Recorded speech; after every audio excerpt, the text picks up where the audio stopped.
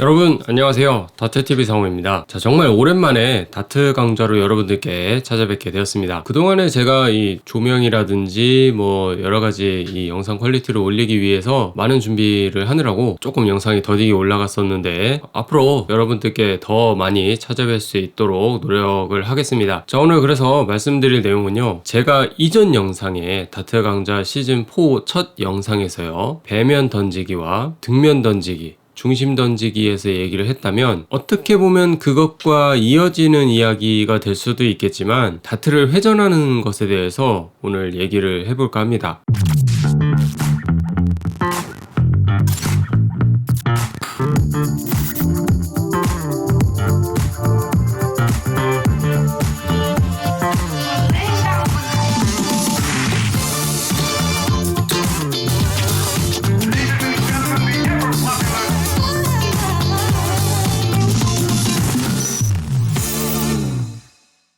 자, 여러분들 다트를 던지다 보면요, 가끔 다트가 이렇게 회전해서 나가는 경우가 있죠. 본인이 그냥 의도하지도 않았는데 가끔 이게 손에서 걸려 나간다든지 어떤 이유가 됐던 간에 다트가 이렇게 회전을 해서 나가는 경우가 가끔 있을 텐데요. 보통 이렇게 던지시는 분들이 생각하기에 내가 다트를 잘못 던지고 있나? 라고 이렇게 생각하시는 분들이 계실 텐데, 이거를 고치기 위해서 다트가 막 회전하지 않게끔 던지려고 막 이렇게 해가지고 힘을 이렇게 줘서 던지다든지 막 이렇게 하시는 분들이 계신데, 그렇게 해서 던지게 되면 이 팔꿈치 부분이나 아니면 어깨, 손목 이런 부분이 굉장히 무리가 많이 가서 부상이 올 수도 있거든요. 그렇게 던지면은 절대 안 됩니다. 그러면 이 다트가 회전하는 것을 그냥 둬야 될까요? 어떤 선수들은 일부러 이 다트를 회전시켜서 던지는 선수들도 있거든요. 그래서 오늘 이 영상을 통해서 여러분들이 다트는 왜 회전을 하는지, 그리고 다트를 회전을 했을 때 장점은 어떻고 단점은 어떤지, 그것에 대해서 오늘 얘기를 해드리도록 하겠습니다.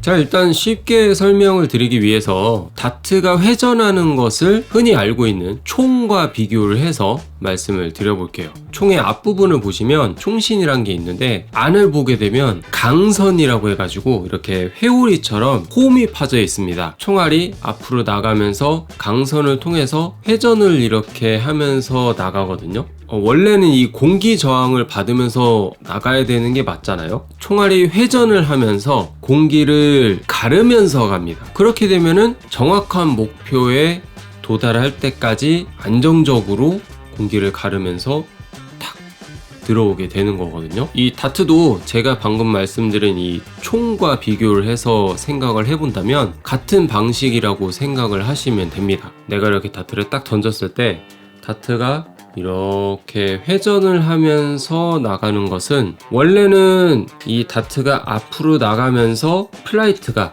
바람 저항을 받아가지고 이렇게 나가야 되는 게 맞는데, 플라이트가 회전을 하게 되면 바람을 이렇게 가르면서 이렇게 날아가게 되는 거잖아요. 이렇게 해서 던진 다트는 조금 더 안정적으로 이 목표물까지 날아가게 됩니다. 총과 비교를 했었을 때 거의 같은 이치로 생각을 해본다면 바람을 가르면서 나가기 때문에 속도도 굉장히 빠르고 안정적으로 날아가게 되는 거잖아요. 다트가 바람 저항을 받으면서 회전하지 않고 부드럽게 붕 이렇게 날아가는 것은, 물론 이렇게 해서 던지는 것도 굉장히 안정적으로 나가는 경우도 많이 있습니다. 스틸 다트건 소프트 다트건 상관없이 잘 날아가서 잘 박히기만 하면 다트 하는 데는 문제가 없습니다. 하지만 우리가 왜 회전을 줘야 하고, 그리고 회전을 주었을 때 어떤 장점이 있는지 이제 제가 말씀을 드려보도록 할게요.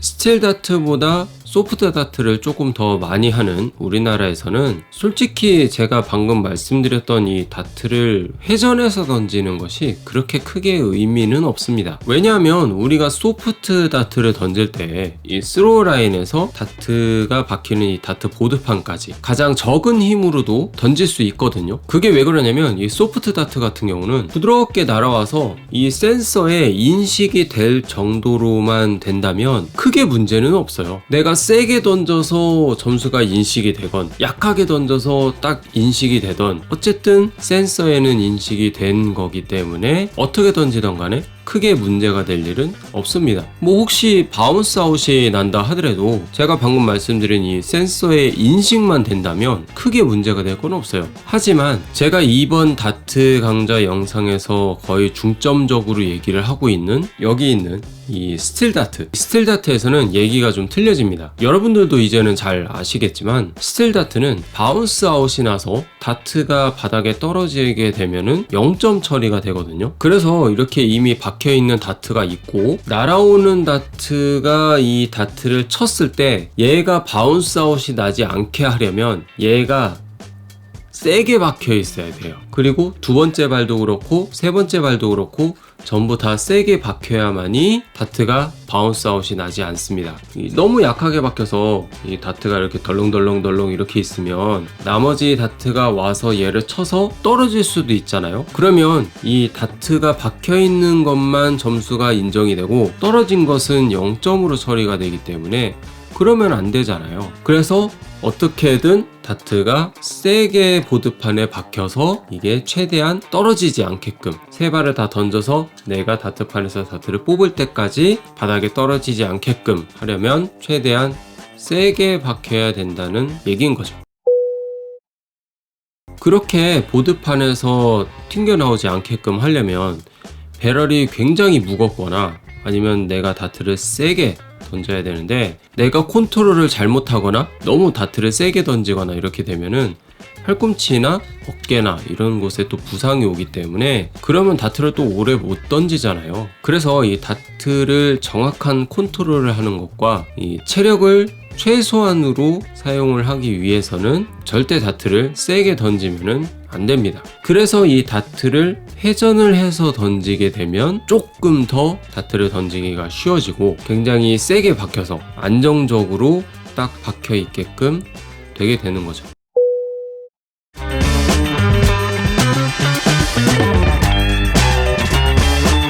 자, 그럼 이제 다트를 던졌을 때 세게 박히는 거는 좋아요. 근데 이것에 대한 단점이 뭐냐면 회전해서 던지는 게 굉장히 트레이닝이 많이 필요합니다. 인위적으로 회전을 주면서 던지는 거기 때문에요. 자연스럽게 그냥 손에서 걸려나가게끔 이렇게 만들면은 뭐 그렇게 크게 문제가 안 될 수도 있는 건데 이거를 내가 인위적으로 회전을 줘서 던지는 선수들도 가끔 있단 말이죠. 근데 그렇게 되기까지 정말 많은 연습이 필요하고 세심한 컨트롤이 좀 필요합니다. 이게 단점이라고 하기에는 조금 그렇긴 한데 이것을 좀 익히기까지는 조금 많은 시간이 필요하다는 거죠. 이 회전량을 일정하게 준다라는 것이 굉장히 어려운 게 어쩔 때는 회전이 너무 빠르게 가고 어쩔 때는 회전이 너무 천천히 가고 이렇게 되면 다트가 어쩔 때는 부웅 떠서 나가기도 하고 어쩔 때는 그냥 툭 떨어지기도 하고 막 이런 식으로 조절이 굉장히 힘들어져요. 한마디로 그냥 다트가 여기저기 박힌다는 얘기입니다. 이것을 조절을 하면서 던지기까지가 제가 방금 말씀드린 것처럼 기간이 너무 오래 걸리기 때문에 정말 연습도 많이 해야 하고 일정한 회전량을 주기 위해서 항상 이 이미지 트레이닝도 굉장히 많이 해야 되는 조금은 어려운 기술이라고 저는 말씀드리고 싶어요.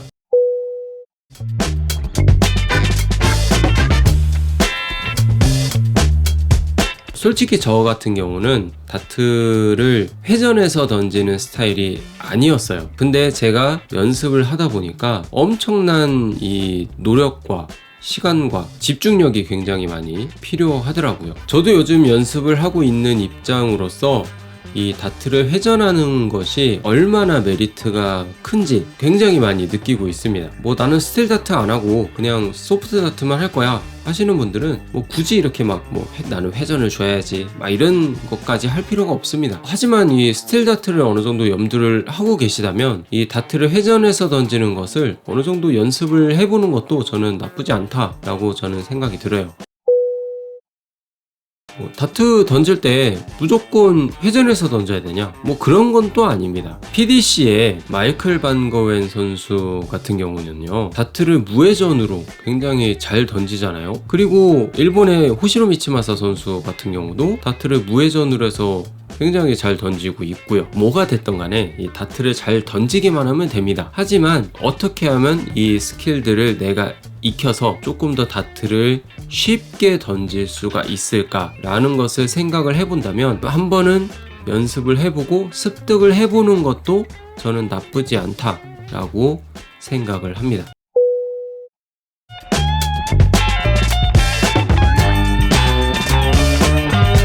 자, 그럼 이 다트를 회전해서 던지는 것을 어떻게 인위적으로 돌려서 이렇게 던질까요? 우리가 많이 알고 있는 이 일본의 무라마츠 하루키 선수의 스로잉을 잘 보게 되면 다트를 회전해서 많이 던집니다. 자, 여기에서 이렇게 보면 그립을 이렇게 한 다음에 다트가 나갈 때 이런 식으로 이게 여기에서 이렇게 나가는 거죠. 엄지와 검지 부분이 펴지면서 다트가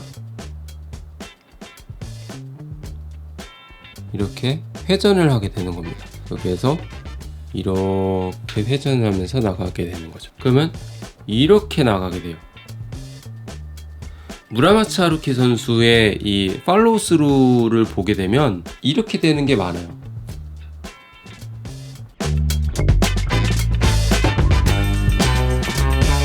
이게 엄지와 검지가 이렇게 돌리는 거예요. 이렇게 해서 회전을 줘서 던지게 됩니다. 보통 이런 식으로 해서 회전을 굉장히 많이 주고요. 반대로 다트가 나갈 때 검지가 이렇게 걸리면서 다트가 이런 식으로 회전해서 나가는 경우도 있습니다.